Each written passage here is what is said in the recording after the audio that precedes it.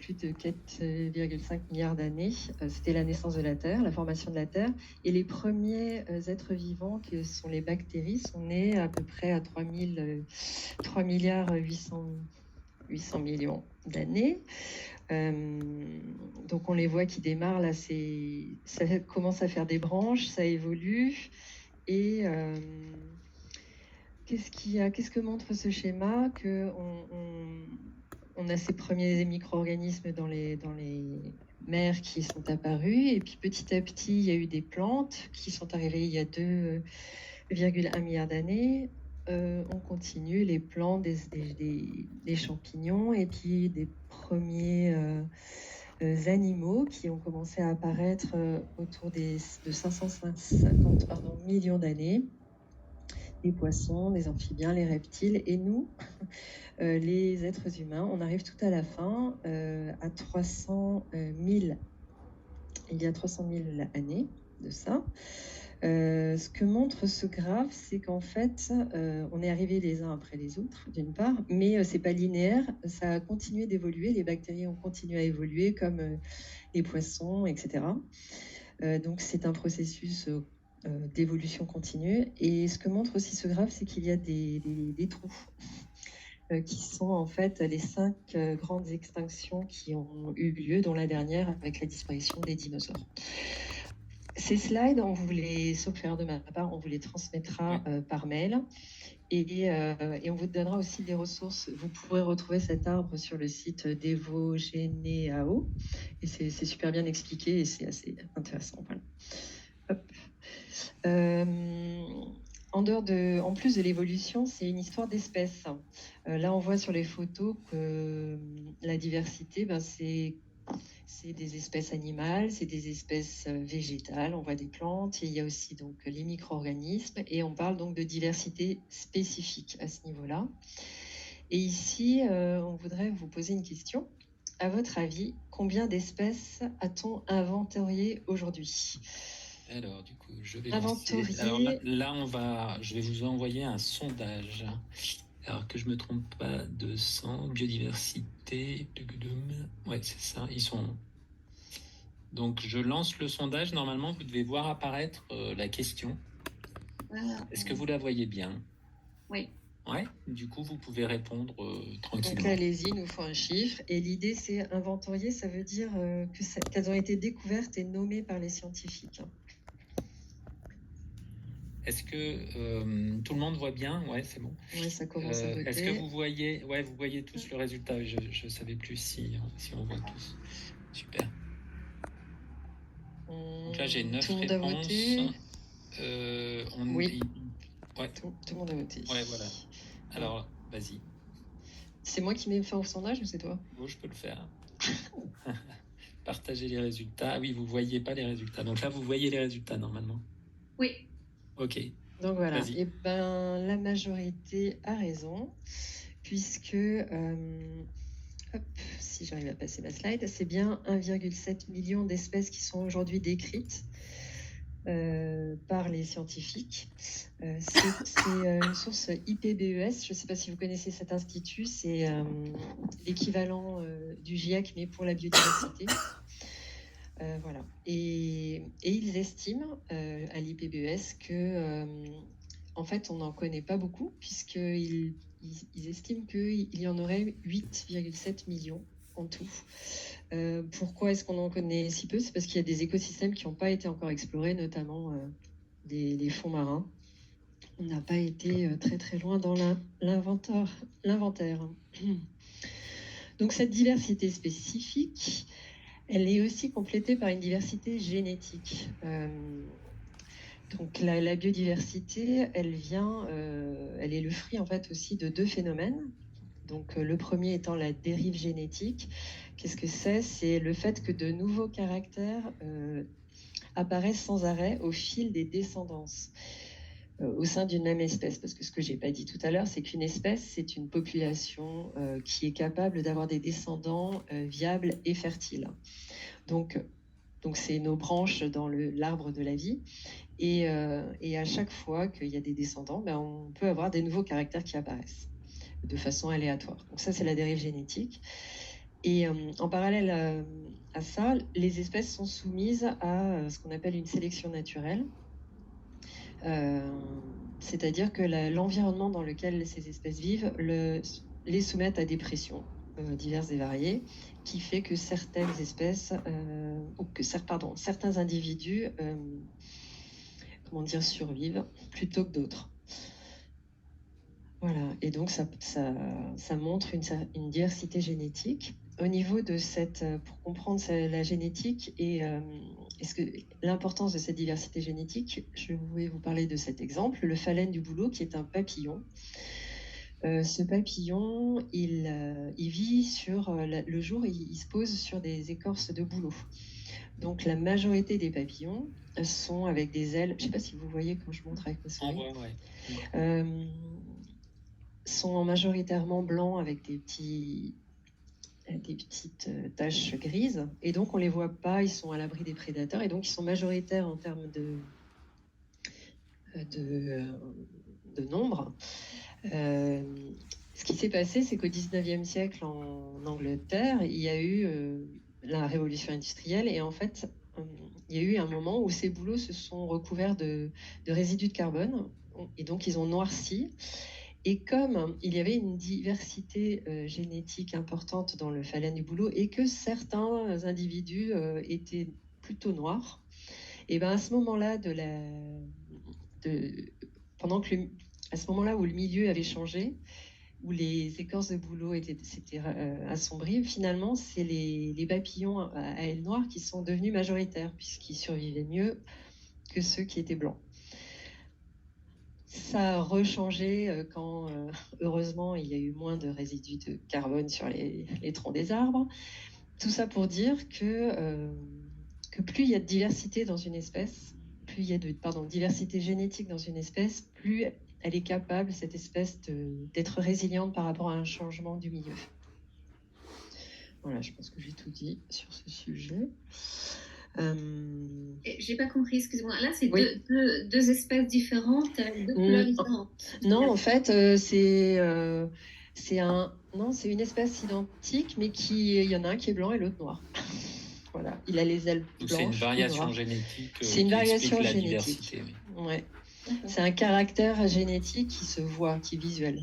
Il y a des caractères. Est-ce qu'il y a qui était plus disposé à être justement avec les prédateurs, le fait qu'ils soient plus clairs? Et disons qu'au moment où l'écorce était blanche, celui qui survivait le plus, c'était le blanc. Il avait moins de chances d'être mangé par ses prédateurs.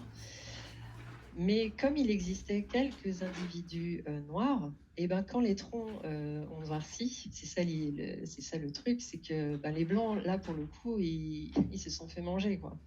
Mais comme le noir, il existait, lui, il a continué à se développer puisqu'il était protégé par sa couleur. Et ce qui a fait que le phalène du bouleau n'a pas disparu au moment de la révolution industrielle en Angleterre. À ce moment-là, il a pu survivre, puisque en termes d'espèces, il avait des individus qui arrivaient à bien se reproduire et avoir une descendance, etc. C'est plus clair? Oui. Après cette diversité génétique, on parle aussi d'une diversité écosystémique. Donc un écosystème, qu'est-ce que c'est en fait? Voilà, on a plein d'espèces différentes, mais elles vivent aussi dans plein d'écosystèmes différents. Et c'est lié en fait.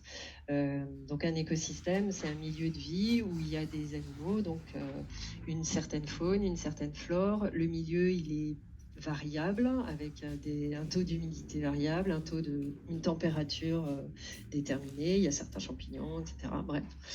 Et ces milieux, en fait, sont très variés. Et on en a parlé tout à l'heure. Il y en a qui parlaient de champs, toi, tu as parlé de montagne. Voilà. Donc ça, c'est des écosystèmes qui font que certaines espèces sont plus ou moins adaptées à ces écosystèmes-là. Et donc, ça provoque une diversité écosystémique. Pareil, dans un milieu, les êtres vivants, en fait, interagissent ensemble. Donc, on parle d'une histoire d'interaction et d'une diversité fonctionnelle. Pourquoi fonctionnelle? Parce que chaque être vivant a une fonction. Ça va être un prédateur, un herbivore. Ils vont vivre en symbiose, le champignon et la plante.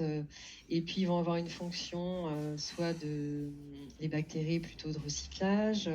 L'arbre, enfin la plante va avoir une fonction aussi de capter l'énergie solaire et d'en faire de la matière organique, etc. Donc tout ça fait qu'on a chacun un rôle dans le monde, dans le monde vivant, et que ça a son importance, cette diversité fonctionnelle également. Un exemple, voilà, on ne parlera pas du rhinocéros, mais de l'éléphant, qui est considéré comme clé de voûte de son écosystème. Ça veut dire qu'en fait, il a une importance, pour le coup, une fonction vraiment très importante dans son écosystème, puisqu'il permet à certains organismes vivants de se développer. C'est-à-dire que lui, il est tellement gros que quand il passe dans des bosquets ou dans la savane ou un peu arborée, il va faire des trous, il va faire que la lumière arrive dans des endroits où elle n'arrivait pas à un moment donné et faire que des nouvelles plantes se développent, etc.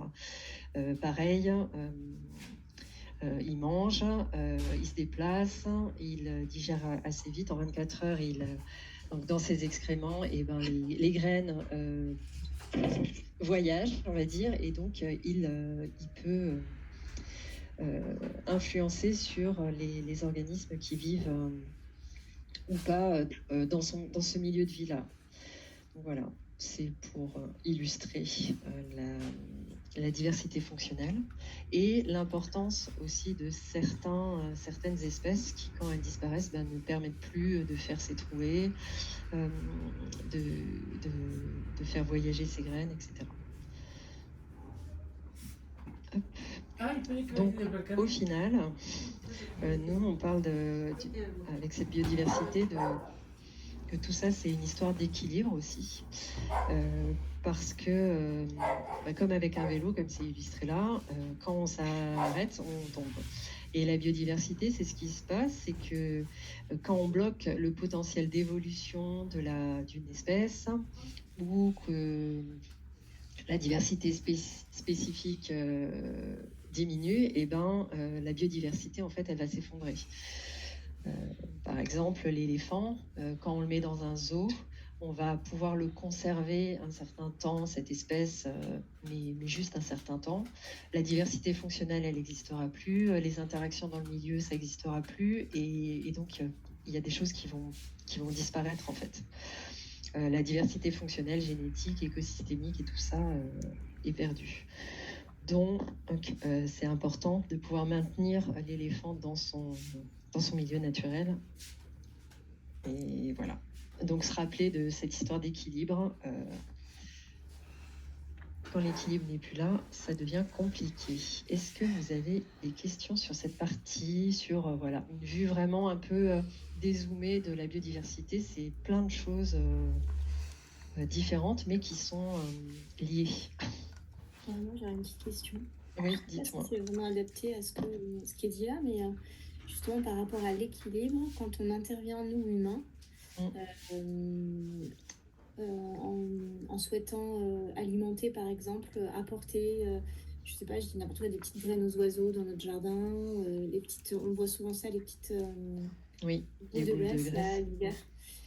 Est-ce que ça déséquilibre, puisque c'est nous humains qui apportons ça, l'équilibre ou pas, en fait? De toute façon, on a déjà déséquilibré la chose, puisque on a construit sa maison, ou alors on a artificialisé les sols. Du coup, moi je dirais que oui, quand on intervient, c'est par exemple, ils disent qu'il ne faut pas nourrir les hérissons, ou c'est vrai que les oiseaux, ça peut se... l'été, par exemple, il faut arrêter de les nourrir parce qu'il faut qu'ils arrivent à se développer sans notre aide, puisqu'il y a quand même... C'est plutôt l'hiver qu'ils ont besoin de support. Maintenant, Et du coup, c'est la section suivante, justement. Allez, et ben tu y vas alors. Dans le sens où on va parler de l'humain, justement. Tu as raison. Il n'y a pas de bonne réponse. Le milieu, de toute façon, où on intervient, il est déjà tellement modifié que je pense pas que ce soit une mauvaise chose quand même de nourrir les oiseaux. Du coup, Marilyn, tu avais une question ? Je suis pas d'accord. Oui. Oui, effectivement, je suis pas d'accord. Alors, ok, on intervient tous sur notre environnement, mais bon, par rapport aux oiseaux, effectivement, moi j'ai entendu dire, je sais pas, il faudrait voir avec un spécialiste de la LPO, mais je crois qu'il y a quelqu'un qui refuse LPO, donc elle pourrait peut-être. Il faut les nourrir quand il y a de la neige, par exemple, et qu'ils peuvent pas avoir accès à de la nourriture. Autrement, ils sont tout à fait capables normalement de se débrouiller. L'été, quand il fait très chaud, peut-être leur donner un peu d'eau. Mais en ce qui concerne la nourriture, du moment que la terre n'est pas recouverte par de la neige, il me semble qu'il ne faut pas les nourrir, justement, parce que ça induit quelque chose. Il ne faut pas nourrir les animaux sauvages, ça c'est une règle quand même, il me semble. Oui, je suis plutôt d'accord. On continue ? Vas-y. Du coup, on va continuer justement en posant une question. Si tu peux passer à la slide suivante. À votre avis, combien pèse l'humain sur l'ensemble des êtres vivants ? Donc là, on parle de la biomasse qui désigne la masse des êtres vivants, donc la faune et la flore. Du coup, je vais vous mettre le sondage. Tac.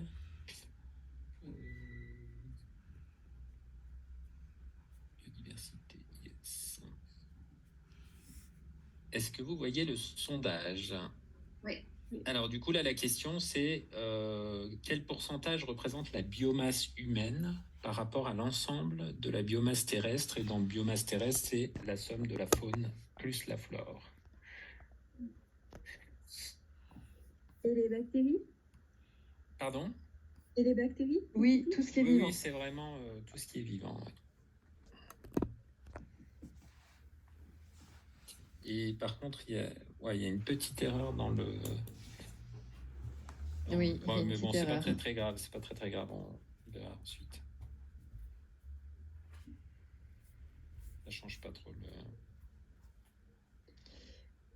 Tout le monde a répondu. Il reste... Ah oui, 9. Bon, tout à l'heure, il y avait 10 personnes. Comment ça se fait qu'on ait une personne de moins ? Tac. Du coup, je mets fin au sondage. Donc, partagez les résultats. Donc là, vous dites 0,1%. Donc, qui remporte, donc 5 sur 9. Et en fait, la bonne réponse, donc c'est là que se situe l'erreur, c'est 0,01%. Donc, il y a une petite erreur dans le sondage. Donc, en fait, on a 80% de la biomasse sur Terre qui est végétale. Donc c'est la partie A. Ouais, exactement. Et donc pour le reste, ce sont en grande partie des micro-organismes, donc par rapport à ce qui a été dit. Si on s'intéresse à la biomasse animale, donc c'est la toute petite partie qui est à droite. Donc on voit les animaux. Donc les deux principaux postes, ce sont les arthropodes, donc les araignées, les scarabées, les langoustes là, qu'on voit à l'image. Et également les poissons, donc qui représentent une grosse partie. Les mammifères sauvages ne représentent qu'une infime partie de la biomasse. La biomasse des bovins, des ovins, des porcins est 14 fois plus importante que les mammifères sauvages. Donc déjà, et l'humain, quant à lui, donc c'est la toute petite partie. Donc c'est 0,01%. Donc ça pèse pas grand-chose, effectivement, au final. Et pourtant, on a un énorme impact sur cet ensemble. En 2020, il y a une étude qui révélait que l'ensemble des infrastructures humaines pèse plus lourd que l'ensemble de la biomasse sur Terre. Donc, c'est représenté par cette image ici. Donc, c'est assez énorme. Si on prend vraiment tout ce qu'on fait, en fait, toute l'artificialisation qu'on met en place. Et du coup, ça se traduit par une expansion très importante au détriment des écosystèmes terrestres. Et donc là, c'est ce qu'on voit, 75% des écosystèmes terrestres ont été significativement modifiés par l'action humaine. Donc c'est énorme, 75%. Et du coup, quand on regarde les mers, c'est la même chose. 40% des écosystèmes marins, pourtant on n'y a pas aussi facilement accès, et 40% ont été significativement aussi modifiés par les activités humaines. Du coup, on parle, certains scientifiques parlent d'un nouvel âge, donc l'Anthropocène, parce que l'humain est devenu la principale force de transformation de la planète.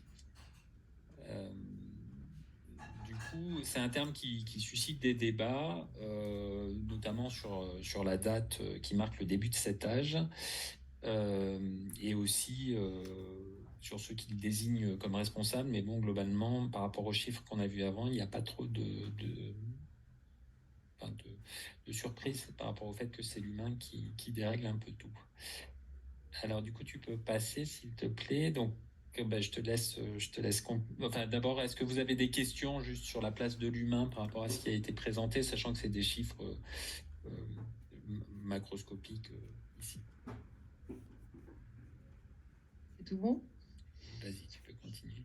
Alors, tout à l'heure, on parlait de la biodiversité avec ces différentes formes et surtout le fait que c'est un fragile équilibre. Et là, aujourd'hui, clairement, on est dans une situation où cet équilibre est en danger. Les scientifiques disent qu'on connaît même aujourd'hui une 6e extinction de masse, un nouvel effondrement du vivant. Ils parlent de ça. Et on voulait vous demander, à votre avis, sur les 8,7 millions d'espèces qui sont estimées par les scientifiques, dont on a parlé tout à l'heure, combien seraient menacées d'extinction, même celles qu'on ne connaît pas en fait encore. Il doit y avoir un petit sondage. Voilà, ouais, super, ça. Merci. Donc, si vous pouvez nous donner votre avis. C'est un chiffre qui a pas mal tourné en 2019. Donc, peut-être que vous en avez entendu parler.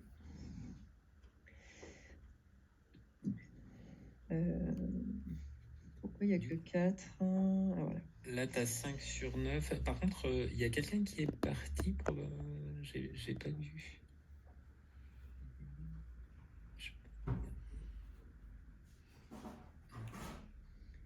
Allez.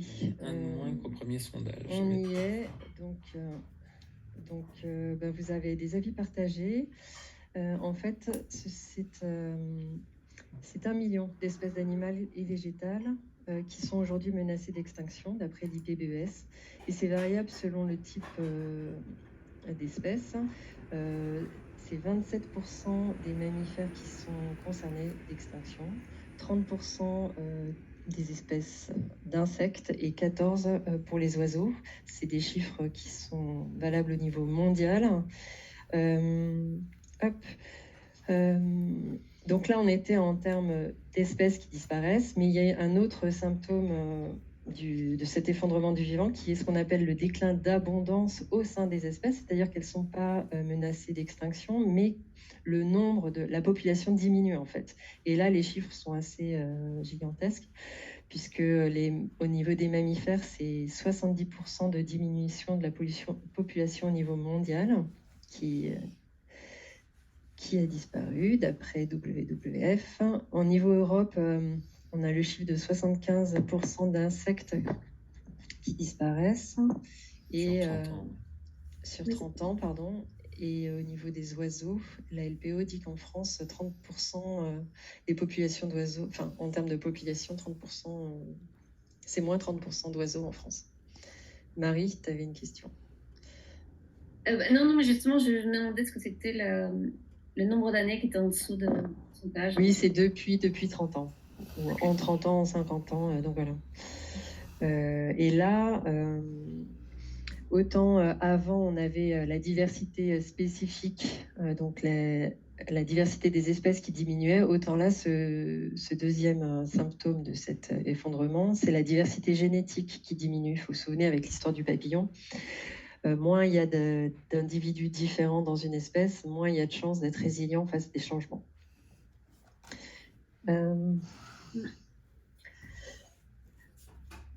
Voilà, donc les conséquences ne sont pas idéales, puisque de cette diminution qui est constatée, Là, on voulait juste vous parler d'une expérimentation qu'avait fait dans les années 60 un docteur qui s'appelle Robert Payne, qui a, aux États-Unis, au niveau du Nil, il a fait l'expérience. Il a enlevé toutes les étoiles de mer sur le littoral. Et au bout d'un an, il a constaté que sur la roche, la biodiversité avait diminué de moitié en un an. Donc la disparition d'une espèce a un effet domino qui est très clairement montré et qui a été bien étudié depuis. Et en fait, ce qui inquiète aujourd'hui, c'est le rythme d'extinction qui est vraiment devenu exponentiel. C'est-à-dire qu'il y a toujours eu des espèces qui disparaissaient, c'est ce qui est en gris sur ce schéma. C'est sans activité humaine, il y a une disparition d'espèces, on va dire, linéaire qui existe. Par contre, on constate là, depuis les années 1900, que vraiment le rythme d'extinction est très très fort, quoi. Quelles sont les principales causes de cet effondrement, d'après vous? Donc, l'IPBES a identifié 5 causes principales qui sont représentées par ces pictos. Donc, je ne sais pas si vous avez une idée de ce que ça peut être. Romain, et je ne sais pas s'il y a un sondage là-dessus. Non, il n'y a pas de sondage. Non, il n'y a que 3 sondages. Est-ce que vous pouvez ouvrir vos micros et puis proposer. Si vous avez des idées de causes de l'effondrement. La chimie, je dirais la chimie. Oui, donc ça, c'est ici, ça va être tout ce qui est autour de la pollution. La pêche avec les chalutiers. Voilà, la pêche. Là, on est sur la surexploitation des ressources. Ouais, des ressources. La destruction des habitats. Ici, oui, donc c'est ce picto-là, c'est le changement d'usage des terres et des mers. Ouais, donc, dont l'artificialisation aussi. C'est-à-dire, oui. Oui, non, mais parce que je lis ce que Hélène, je dis ce qu'Hélène met en... Est-ce que, là, c'est assez simple. Pour le réchauffement climatique. Oui, bien sûr. Et le petit dernier qu'on a du mal à appréhender parfois. Les nuisibles. Ouais, les espèces invasives. Et les espèces invasives, oui, c'est ça, exactement. Donc, par ordre d'importance, on a d'abord le changement d'usage des terres et des mers, avec tout ce qui est déforestation, artificialisation, fragmentation de l'espace. Je vous explique ce que c'est. C'est quand on construit une autoroute, sur des centaines de kilomètres, on va casser la continuité d'un écosystème. Donc voilà, ça c'est la principale cause. Deuxième direct derrière, c'est la surexploitation de certains organismes, donc surpêche, surexploitation des sols, etc. Le dérèglement climatique qui influence sur les températures, le cycle de l'eau, ça impacte les espèces. Les pollutions aussi, évidemment, chimiques, mais aussi physiques et lumineuses. Physique, c'est, on pense au plastique qu'on retrouve partout, et la pollution lumineuse qui peut aussi influencer les écosystèmes. Par rapport aux espèces exotiques envahissantes, on nous donnait là on donne l'exemple du frelon asiatique, mais il y a aussi le moustique tigre qui nous embête bien là, récemment, qui est venu dans nos contrées via des pneus usagés. Donc c'est souvent cette propagation, elle est souvent liée au transport. Tout ça, c'est donc très embêtant car nous avons des dépendances vitales par rapport à la biodiversité. Elles sont de quel ordre ? La biodiversité, en fait, nous apporte beaucoup de contributions matérielles. Elle nous donne de l'énergie, de l'alimentation, des matériaux, des ressources médicinales, etc. Elle contribue à notre vie, à nous, humains, aussi de façon immatérielle. Elle nous inspire. On parle de mimétisme dans pas mal de solutions qu'on essaye de mettre en place.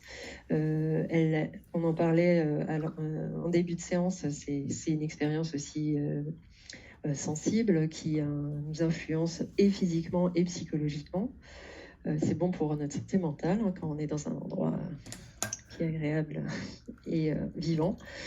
Du coup, ça c'est pour les contributions, mais la biodiversité permet aussi de réguler des processus environnementaux totalement nécessaires comme la pollinisation, la formation des sols, et donc est lié et influence aussi le climat, etc.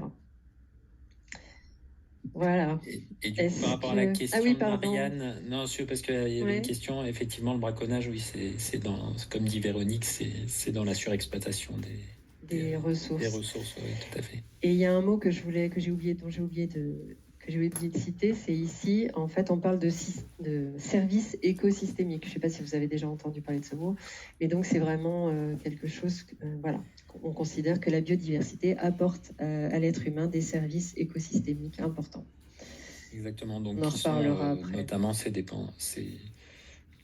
tout ce que tu viens d'expliquer sur les contributions matérielles, immatérielles et la régulation. Exactement. Mais par contre, et heureusement, il y a des raisons d'espérer.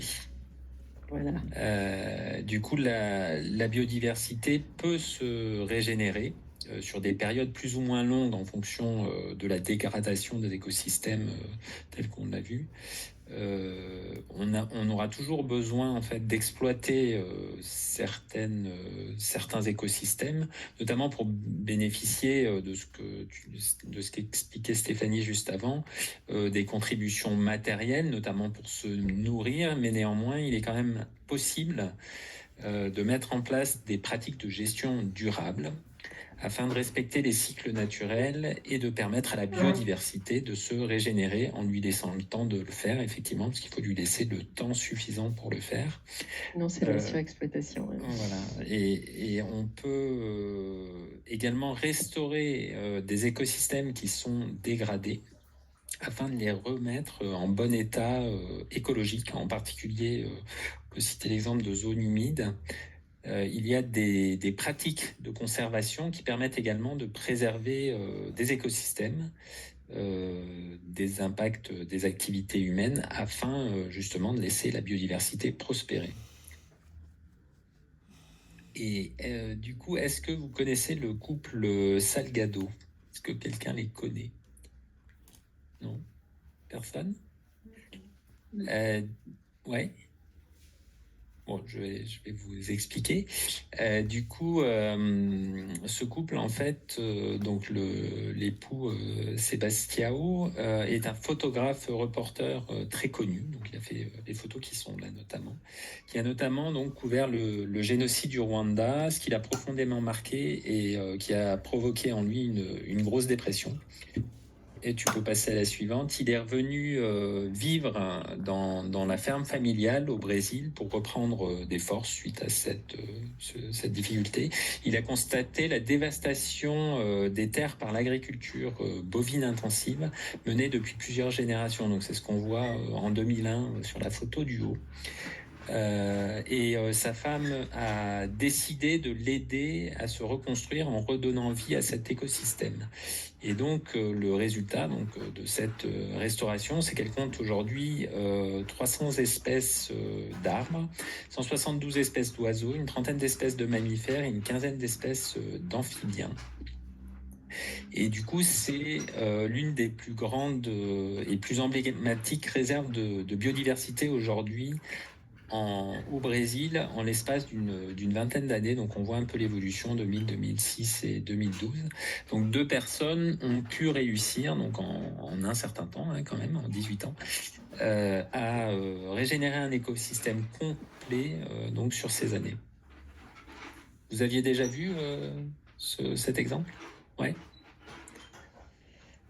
Et donc pour finir notre première partie, en fait, ce qui est non seulement il y a des raisons d'espérer, mais en plus on est à un moment vraiment unique qui est propice au passage à l'action. Qu'est-ce qui s'est passé récemment? En fait, il y a une prise de conscience partagée forte depuis la diffusion du rapport de l'IPBES en 2019, qui a lancé vraiment un appel aux décideurs et au grand public pour montrer l'état de la biodiversité et des services écosystémiques qui sont rendus. La COP 15 qui a eu lieu en 2022 sur la biodiversité a pris en compte cet appel et a mis en place un cadre mondial d'action relativement ambitieux et notamment, si je ne me trompe pas, ils souhaitent protéger 30% de la surface terrestre. et maritime. Voilà.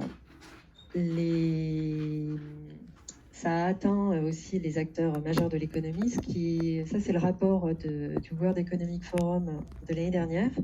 Ils organisent tous les ans le forum de Davos. Hein. C'est donc voilà, un truc très, très économique et qui montre que les risques évalués pour l'économie, donc ces risques sont évalués selon leur impact et leur probabilité de se matérialiser. Les 4 premiers risques sont des risques environnementaux et l'érosion de la biodiversité, des effondrements des écosystèmes est le 3e risque identifié pour l'économie.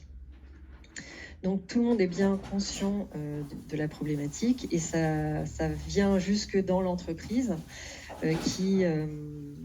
qui du coup doivent faire face à des risques, ces 5 risques identifiés là. Tout d'abord des risques opérationnels, c'est-à-dire qu'on peut avoir des ruptures d'approvisionnement, une augmentation des coûts, etc.